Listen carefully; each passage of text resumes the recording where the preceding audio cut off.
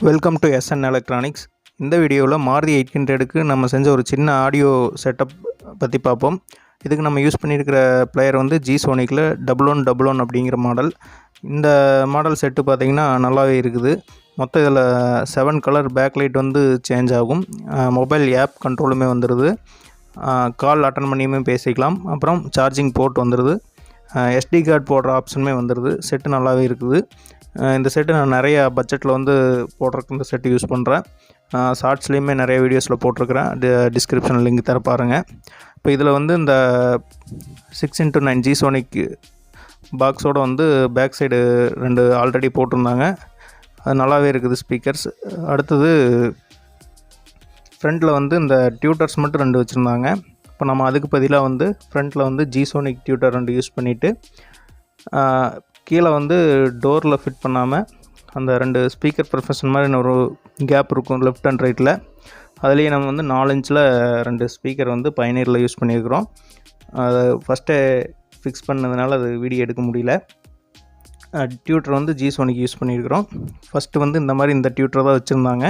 நம்ம அதை எடுத்துகிட்டு ஜி சோனிக் டியூட்டர் யூஸ் பண்ணியிருக்கிறோம்.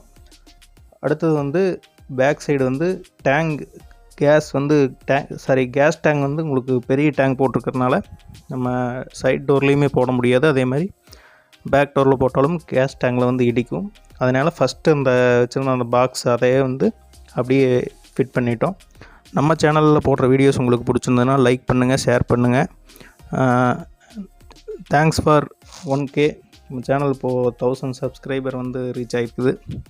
அனைத்து சப்ஸ்கிரைபர்களுக்கும் நன்றி. இப்போ கேஸ் டேங்க் இருக்கிறதுனால வந்து சைடில் வந்து ஸ்பேஸ் பெருசாக இருக்காது. இந்த மாதிரி தான் வந்து 800ல் பண்ண முடியும்.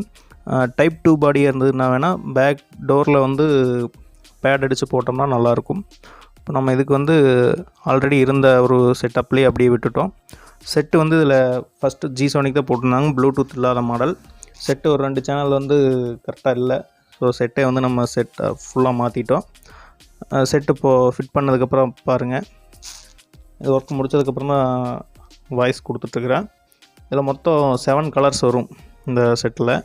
பிங்க்கு, ரெட்டு, கிரே இந்த மாதிரி வந்து கலர் மாறி வந்துகிட்டே இருக்கும் ஆட்டோமேட்டிக்காக.